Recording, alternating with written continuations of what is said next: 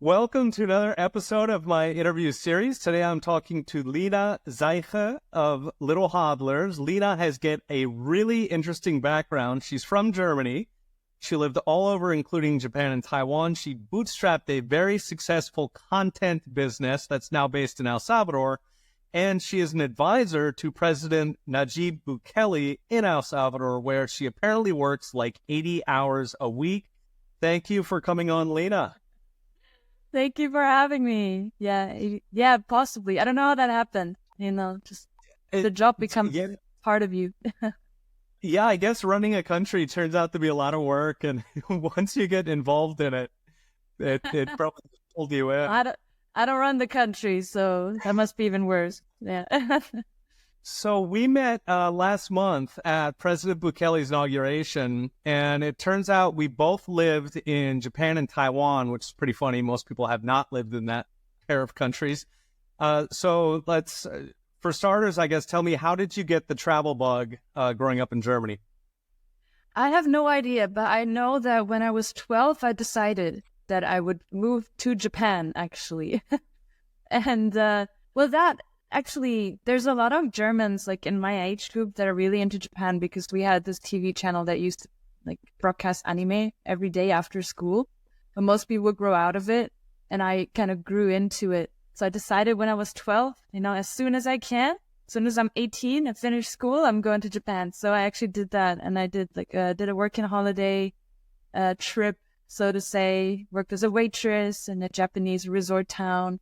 And then from there, I just never really came back. And I spent the largest chunk of the last 10 years or so in Asia, and then slowly moved west. I made a stop on the European continent, decided that's not for me anymore. And I came here to El Salvador. So why El Salvador? What about El Salvador grabbed you? It was completely unplanned. I actually wanted to move back to Asia last year. I had everything sorted. I wanted to move back to Southeast Asia. I left it there. And then I came here for a week in August. Oh my God, it's been almost a year. Yeah. I came because I had an invite to the presidential house to give the president a HODLer. Actually, the one sitting in the back here. So I have a little plushie that looks exactly like him. And, he said, you can bring me one. And I did that. So I thought, okay, I should probably come visit. And so I was here for a week. And that was the plan, just come here, see the country, drop the HODLer, and then move to Asia. But when I came here, it is very hard to explain this. And everyone I know who ended up moving here faces the same struggle, where they tell you have to see it to believe it. There's a very different vibe here. There's a kind of optimism, and there is a kind of like joined spirit towards like an upswing in every possible way I've never seen before. And that grabbed me. Wow. And that kept me coming back. And then I changed my plans and I moved here instead of Asia.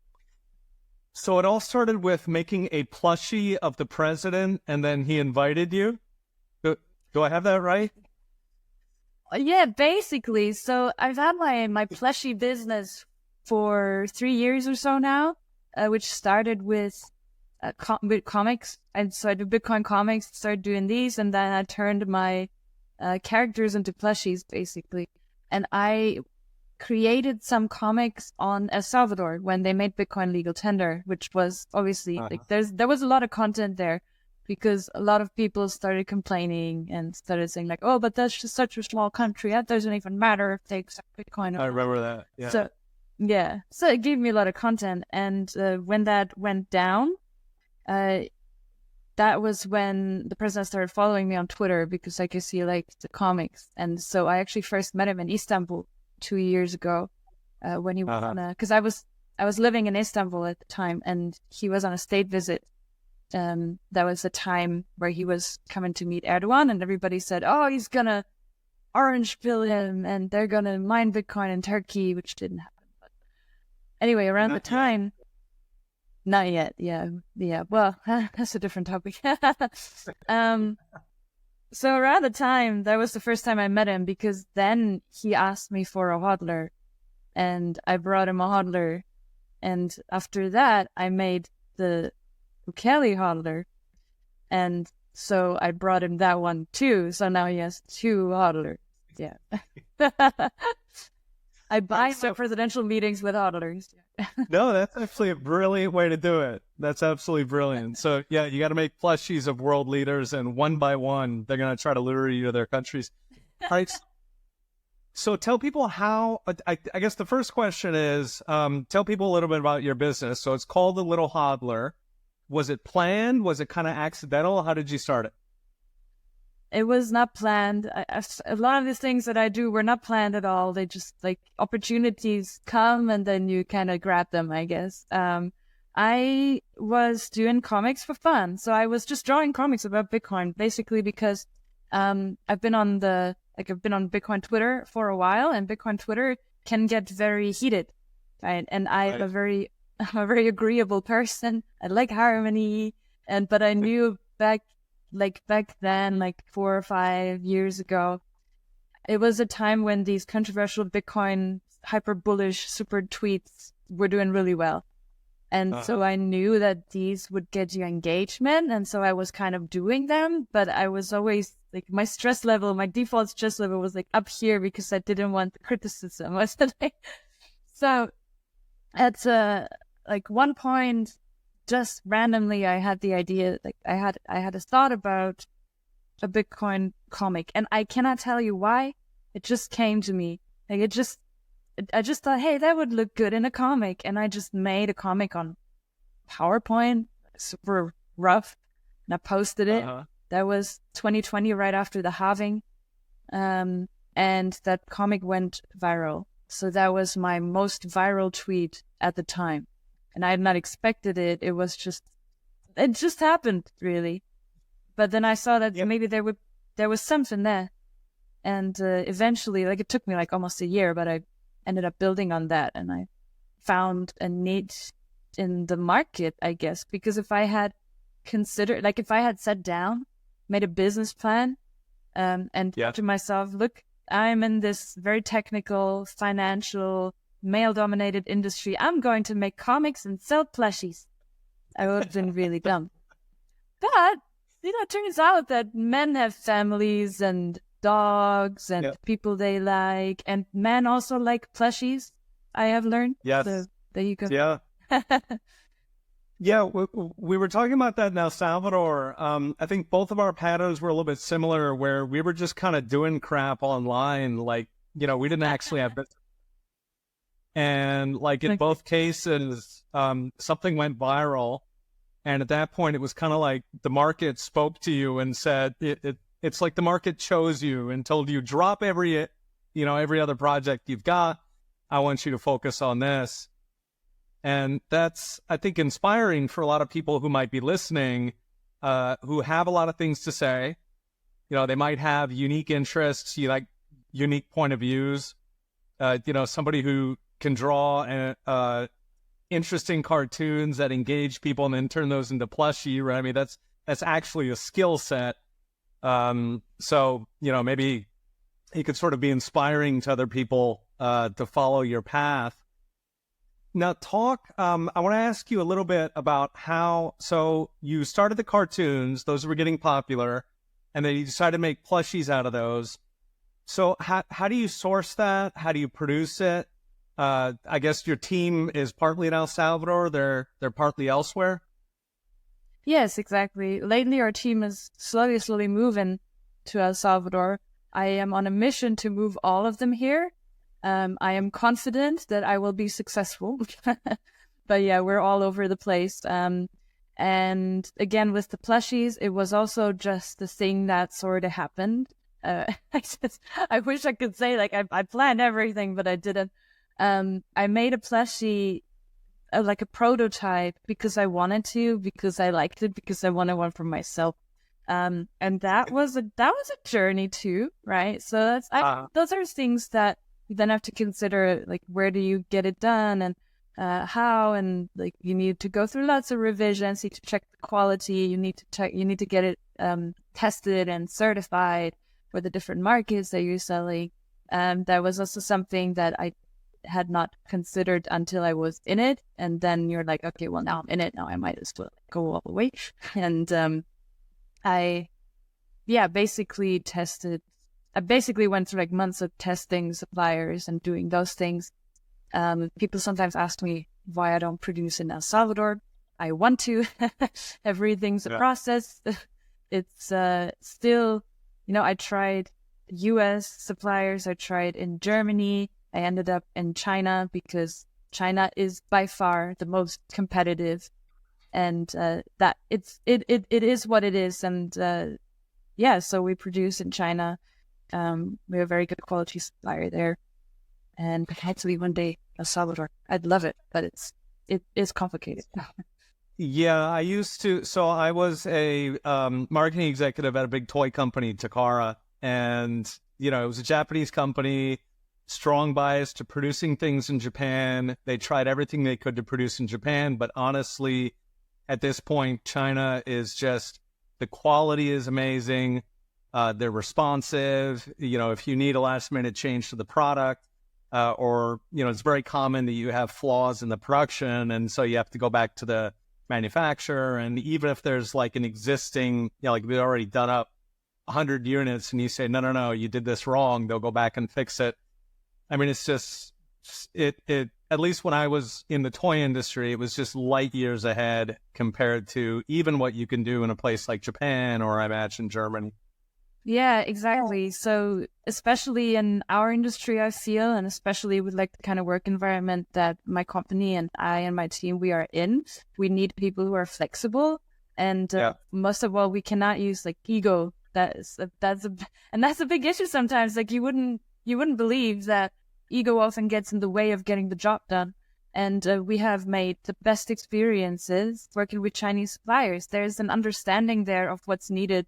And that's made in China is a thing for a reason, right? Yeah. It's very, very hard to compete with that, price-wise and speed-wise. And as you say, the flexibility. So these are things that we really, really value. And we work with people who value the same. And yeah, as you said, 80-hour work weeks, like we are also just available all the time. So it is something that I start to appreciate. And again, like for example, if you're in Europe, there's a beautiful work culture of not being available after 5 p.m. I love that. I would love to have that. It is not within the realm of possibilities. A word from our lead sponsor, Unchained. An IRA is a retirement account that can save you a lot of taxes if used correctly. With Unchained, you can hold real Bitcoin in your IRA, and it's the only company where you hold the keys and can verify that your Bitcoin is not being relent like banks do.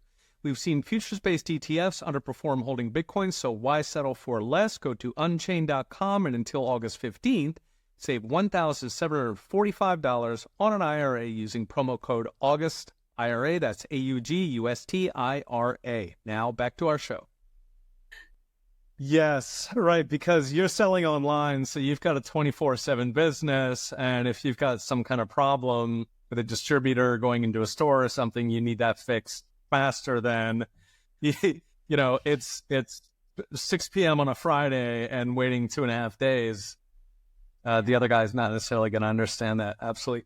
Did you have any sort of nightmare experiences along the way building like an actual manufacturing business? I have a cemetery of plushie prototypes.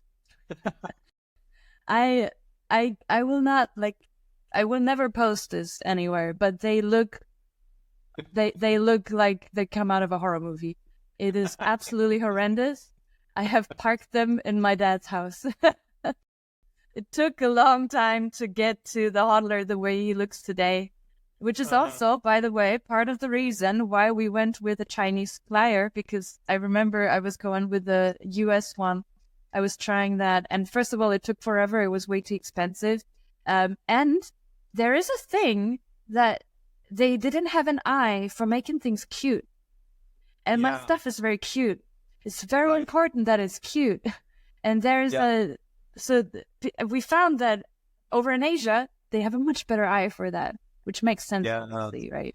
But that was very important for me. So, no, I agree. Like when I was in toys also, right, we would get prototypes where they're horrific and they're not cute. Just like it would scare a child and you're like, why would you send a prototype like that? Like what? I mean, like ask for more time and make it better. Like just what's going through the minds of these producers. Yeah, It's really shocking. One thing that I did want to ask, so like when you're finding these producers, or when you're finding contractors, when you're finding staff, how do you find them? Like, do you do it word of mouth? Is there some website you go to?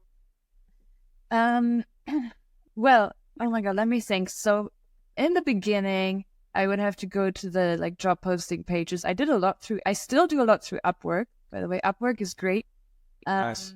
Where you get freelancers, and you can do like some of them you just hire once and it's done. And then other times I would hire people and now they work for me. So that is one platform I used a lot. There's a platform called Bitcoiner Jobs, which grew a lot over the last few years, which is great. I also found people there. And then a lot goes through my social media. And since coming here, a lot goes through the local community. So there's there's an incredible community here that just, you find people like that. And it's not even just in the Bitcoin space. There's a very like tight-knit Bitcoin community here in El Salvador, and everybody sort of helps each other. And of course, it makes sense because you have people who want to work in Bitcoin for a company, and companies to hire. I'm trying to hire as much in El Salvador as I can.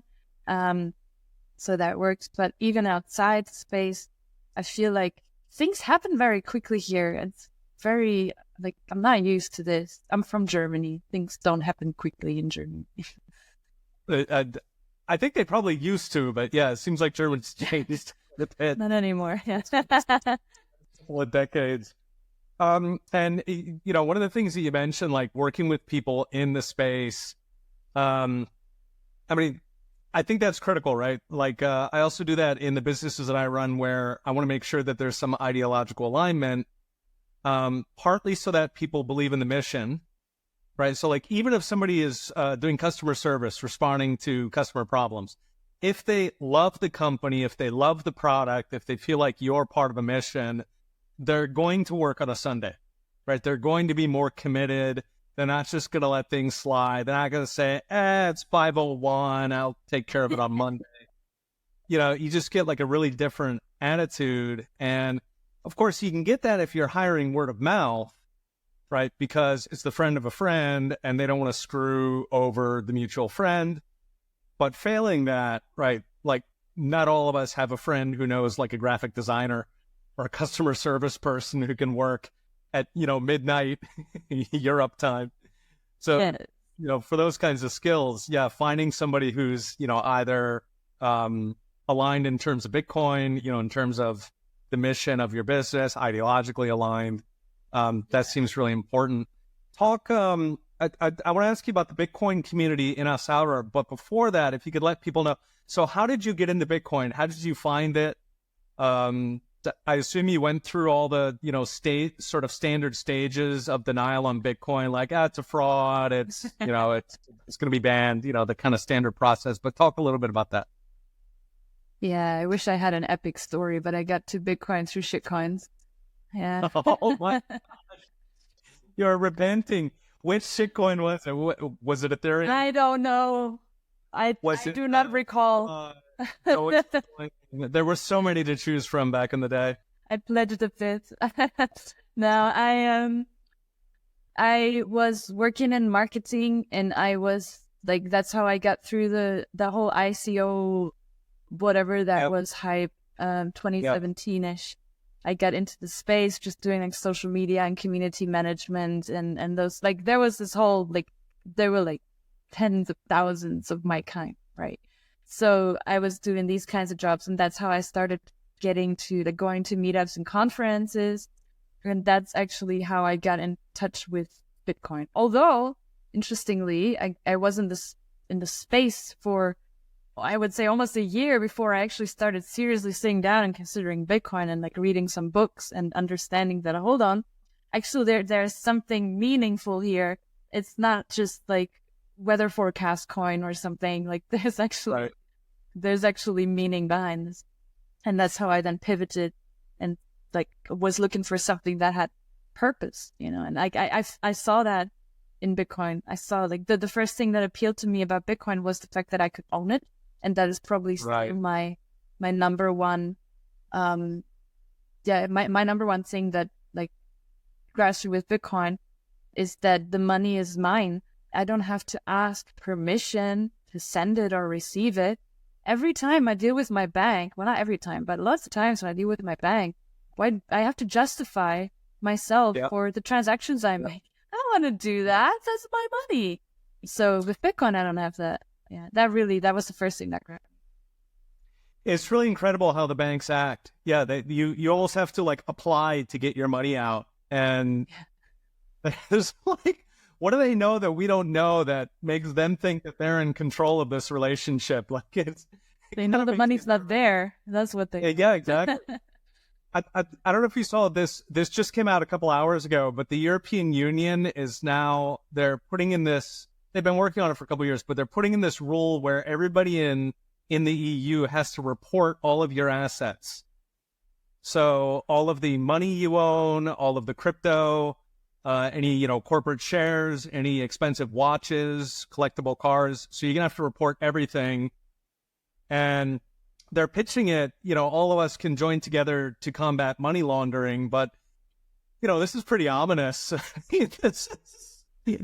So, I wonder if you have thoughts on that, whether that might drive some Europeans to, take an interest in Bitcoin. So glad I don't live there anymore. Oh my God. It's unbelievable. And what shocks me is that this narrative still somehow works, right? The thing that you have to consider is that when you go on Twitter, for example, and you check the comment section of the ECB, you'll think nobody falls for that nonsense anymore. They get regularly ratioed, and they look like total clowns on the internet. But you know that, especially in Europe, I believe Twitter is actually not that big. It is big, but not compared to the other social media platforms. I know in Germany, for example, Twitter is not the most popular platform. And so what you think people think might not actually represent the wide view of the public, which is an issue because they still have a lot of pull in terms of public opinion. And these dumb narratives, unfortunately, they still work a little bit. Not as much anymore because things like inflation and whatnot have, people actually feel the pain now in Europe. So they're starting to wonder, what the hell are these guys doing? But I know all of this will drive people to Bitcoin. I think like a mass exodus, I don't know if that's going to happen, but I think it's a gradual process. And maybe that's actually better, a gradual fix rather than an abrupt thing. A word from our sponsor. If you're looking for a podcast that cuts through the noise and delivers honest, truthful, and conservative perspectives, check out the Daily Signal podcast. Each weekday, they bring you interviews with policymakers on the issues that matter most. From breaking down complex legislation to exposing media bias, they're committed to giving you the facts you won't hear from the establishment media. Subscribe now to the Daily Signal podcast on Apple Podcasts, Spotify, or wherever you listen. Now back to the show. Right, because if it's abrupt, the empire will strike back. They have a lot of ways to do that. And, that was the argument with WikiLeaks, for example. So, years ago, WikiLeaks was a project that was revealing government secrets. And at the time, they were pushing to allow donations in Bitcoin. And a lot of early Bitcoiners were like, no, do not go there. Because, yes, it will spread the word about Bitcoin, but that's going to bring so much heat that we're not ready for that. Wasn't it even, correct me if I'm wrong, didn't Satoshi himself say Bitcoin's not ready for this onslaught of people and attention? Yeah. I think it was literally Satoshi who asked for that, who said, not yet, guys. He wasn't opposed to WikiLeaks or anything. That wasn't, because he's, clearly... believes that governments have too much power. But in that case, it would just bring too much heat. And so if the banking system collapses and there's this mass exodus and Bitcoin goes to $1 million, it's going to get a little tricky out there for a while. Maybe a lot of us will have to move somewhere like El Salvador where we don't fear getting arrested for owning Bitcoin. which is actually insane. And I hear this a lot from Salvadoran people too, when they say, oh, I went to the US recently and I didn't feel safe at all. And then they laugh at their own words because for them it's unbelievable that a Salvadoran person would say this. So it's kind of crazy that when you look at still a lot of the legacy media-driven narrative that prevails in Europe with regards to El Salvador, you'll still hear a lot of, well, you know, you don't have free speech over there, or if you say something bad about the government, they'll lock you up, which is not true. And there's a kind of irony in these narratives that just don't really work anymore. And then you see things happen in the Western world that claims to be so advanced and free that they claim happened elsewhere. So it's sounding. So tell people a little bit about like what is it like living in El Salvador? You are a young woman, so you know you would be in the demographic where people might most worry about safety given Salvador's past. So talk a little bit. What is it like day to day? You know, how do people spend their weekends? Just sort of what's it like living there in El Salvador? Yeah, well, so I'm an extremely boring person, but you can do a lot of things here on the weekend.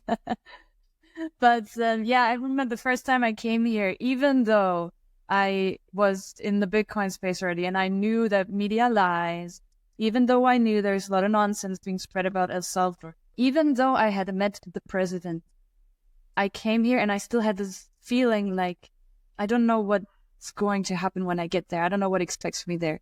Because it's like repeat propaganda, right? That is like pushed onto you by the media. That was so deeply ingrained in my mind that I still subconsciously I felt like, I don't know what's going to happen. I came here, everything great. So actually so first of all, I feel extremely safe here. So as you mentioned, just like you, I've lived in different places in the world and different like places of varying levels of safety. And I can walk around here on my own day and night and feel completely safe. One thing that is, and a lot of women, I guess, can identify with that, is whether you can walk around without like looking over your shoulder, whether you can walk and like somebody's walking a couple steps away from you and you don't worry that they're going to do something weird. And I have that feeling here. So I feel very safe here. That is not something that I can communicate very well because, again, it's something that you have to see to believe because El Salvador suffers from this image, obviously, which was justified for a long time, but not anymore. So I went back to Europe last month, yeah. And I feel like every time I go back there, I see it more and more that I feel increasingly less safe there versus extremely safe here. Statistically, a lot of European places are still safer than El Salvador. Statistically, El Salvador is the safest country on this continent. So all my input is anecdotal, but I went to, for example, I went to Munich. That was last year, though, I think, and I could not walk freely. I would say I did not feel as safe as I thought I would. And Munich is an extremely safe city, by the way. So I might also be, I'm also biased, right? It's an extremely safe city, but still, there are areas where you're like, I don't really want to walk here. I haven't had that experience here. So no. That's wild. Yeah. All right. And then I want to ask you also about the Bitcoin community in El Salvador. So I assume it's growing at this point. Since President Bukele made Bitcoin legal tender. Talk a little bit about the community. Are they based in Salvador, in San Salvador? Are they based elsewhere in the country? What kinds of events go on there? Yeah, that depends on the kind of person you are. So if you don't mind melting, then you're going to live down by the beach. So there is El Zonte, which is Bitcoin beaches over there. That's where the whole thing started.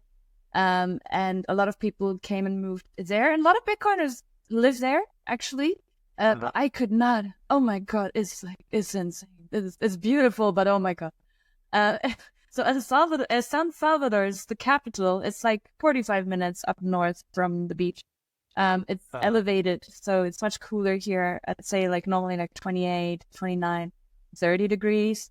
kind of. So about 80 in Fahrenheit. Yeah. Oh Okay. yeah, sorry. I don't know No, your. that's fine.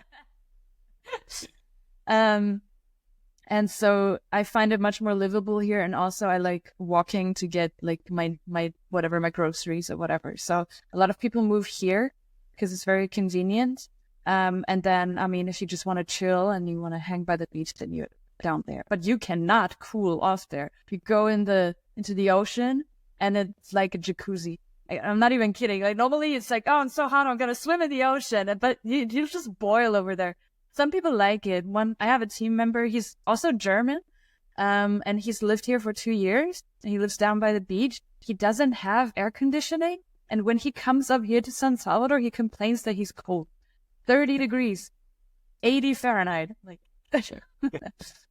yeah, but there's lots of events here. There's a very tight-knit community. There's something happening like definitely every week and almost every day. A lot of this is being pushed from different angles. You have obviously the Bitcoin office that is doing a lot of work. And then you have private initiatives. You have startups coming. And I regularly run into Bitcoiners here who are like, hey, I'm checking out some properties. I'm thinking of moving down here, or they already have moved down here. There's a big pull for Bitcoiners here. People don't really there's probably some awareness in our industry, but it is actually crazy. So where I live, there's a lot of Bitcoiners here. But just by chance, I didn't know. But in my building, there's a lot of Bitcoiners. So they are coming. Yeah. One of the things I imagine people are going to think about if they're considering a move is the internet. The internet is pretty fast down there. Does it power outages? Does the internet go down every so often? So my personal internet connection here is better than in Germany. I always get, the people always complain that I complain about Germany so much, but if there's one thing that I am righteous to complain about, it is our internet coverage over there. As soon as you leave the city and you're like in a forest, you have no signal. Here, that's the problem. Of course, if you're like up on a volcano. Yeah. Actually, you know what? No, I went to Santa Ana volcano, which is like the tallest volcano in the country, and I had internet connection. You had like a proper internet connection? Yeah. Yeah. Oh, wow. I was sending like videos to my friends. Look, there's a lake. Oh my gosh. Yeah. Wow. So I'd say that's not a problem. Again, though, it depends on where you live, right? If you're in the city, no issues whatsoever. Down by the beach, I also never had issues. But obviously, there's it is still a poor country, and you have a big gap between living standards, right? So this is my experience. I know there are also other experiences. Okay. All right. Final question I wanted to ask you is working with President Bukele. So what kind of projects are you working on, and what is he like as a person? Well, so the one that I guess I can talk about is the coffee, because we launched it.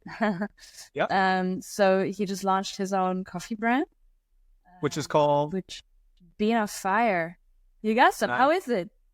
Yeah, I did have some. It was delicious. I honestly had no idea that El Salvador did coffee, so I was impressed. It was very good.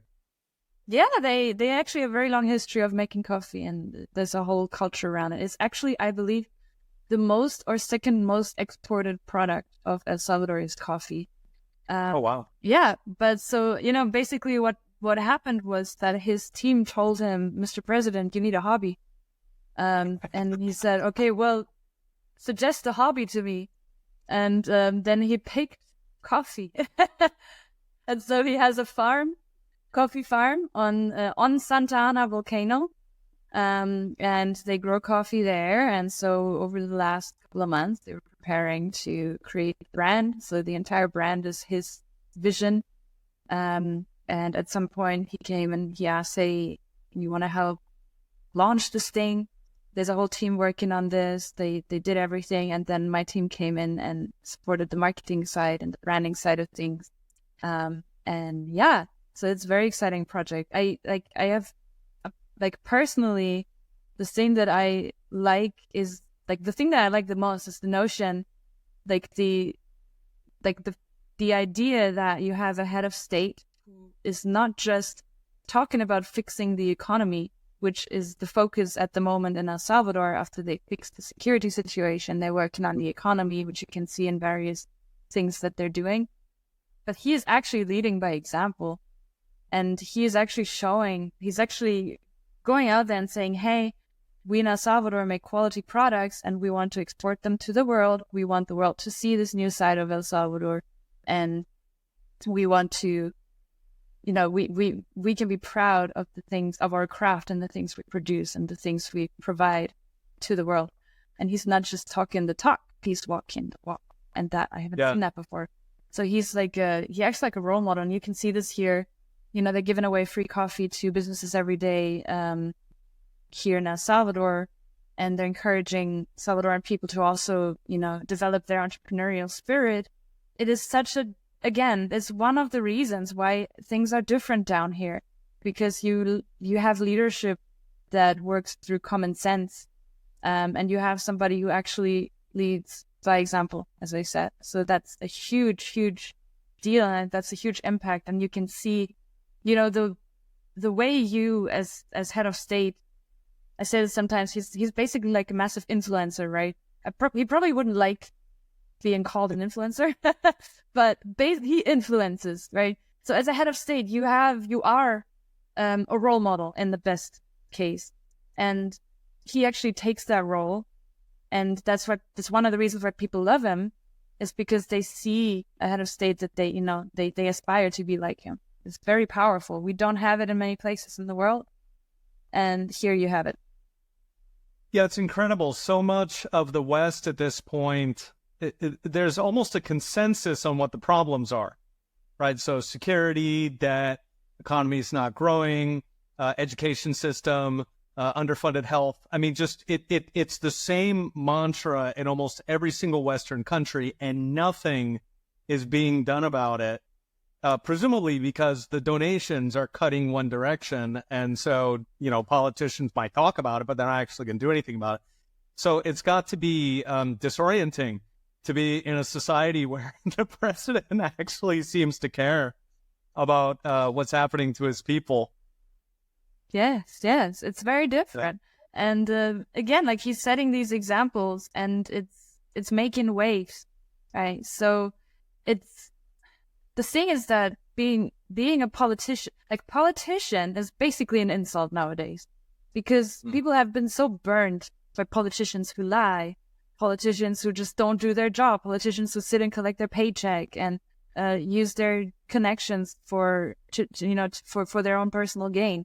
And so there's and I am so interested in this because things are very, very different down here. It used to be like that here. But actually also what you see in the last couple of years is that kids now want to become politicians in El Salvador. Like, you ask the kids, they want to grow up and work in politics, because he actually revamped the image of politics, because he brought this new spin where he said, hey, we're actually doing politics the way that it's, we think it's supposed to be, where we get things done. We don't bother ourselves with like party affiliations. We say, oh, we're not on the left, we're not on the right. We do things that work for our people.